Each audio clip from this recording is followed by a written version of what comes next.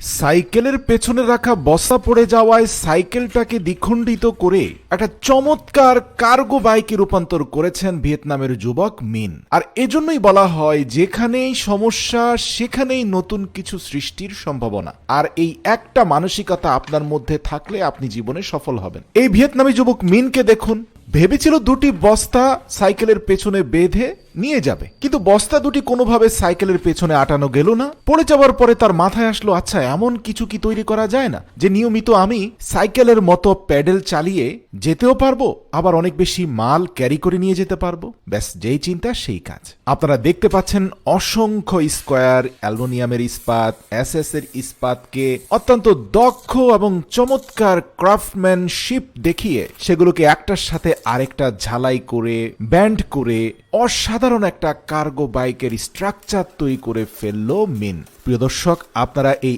Square শেপের ক্যারিয়ারটার দিকে একবার ভালো করে দেখুন। It's not a big deal, এটা কঠিন কোনো কাজ নয়, এটা আমার আপনার পক্ষেও সম্ভব। প্রয়োজন শেখার মানসিকতা। আর সাইকেলটাকে দেখুন, উপর করে সেটার নাট বল্টু যা আছে সবগুলো খুলে ফেললো, মধ্যখানে দ্বিখণ্ডিত করে নতুন আরেকটি চাকা কিনে পেছনে দুটি চাকা লাগালো এবং সুনির্ধারিত দূরত্বে উভয় পাশে সাইকেলের দুটি চাকাকে কেটে ঝালাই করে সেগুলোকে অ্যাডজাস্ট করে দিল।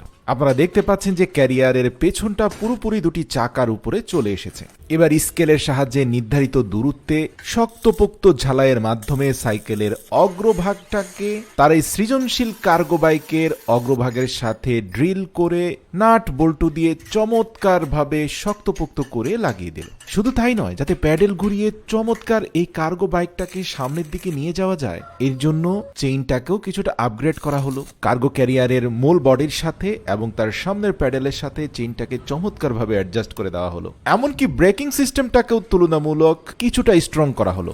ব্যাস, এরপরে হয়ে গেল কাঠমিস্ত্রি নিজের মতো করে শক্তপোক্ত কাঁঠাল গাছের কাঠকে সমান্তরালভাবে কাঠের প্রেমে বদ্ধ করে একটা মাচা বানিয়ে ফেললো। আর যে বস্তাগুলো পড়ে গিয়েছিল, মাত্র 2 দিনের মাথায় এই কার্গো বাইক তৈরি করে সেই দুটি বস্তার পাশাপাশি আরো বেশ কিছু বস্তা সাথে ছোট বাইকে পেছনে নিয়ে নির্ধারিত গন্তব্যের দিকে রওনা হলো। ভাবতে পারেন, দৈনন্দিন জীবনে এরকম সংকটের মুখোমুখি হয়ে যুগে যুগে অনেক জ্ঞানী বিজ্ঞানীরা বিভিন্ন ধরনের আবিষ্কার করেছেন। আমাদের বাঙালিদের মন মানসিকতার পরিবর্তন প্রয়োজন। আমরা সংকটে নিজেরা কিছু সৃষ্টি করার বদৌলতে কি কি আধুনিক যন্ত্রপাতি বাজারে কিনতে পাওয়া যায় সেগুলোর দিকে মনোযোগী হই। আচ্ছা বলুন তো, এই কার্গো বাইকটা কি কোনো অংশে আপনার কাছে দুর্বল অথবা অকেজো মনে হচ্ছে?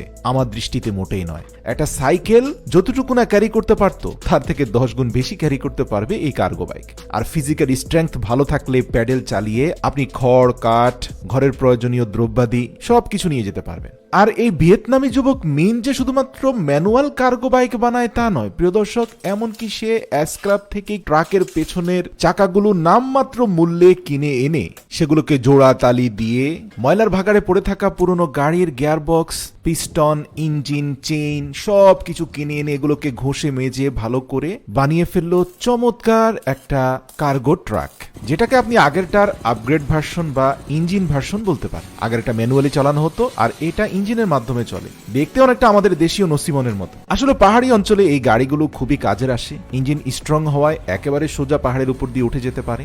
সত্যি এই যুবকের সৃজনশীলতার প্রশংসা করতেই হয়।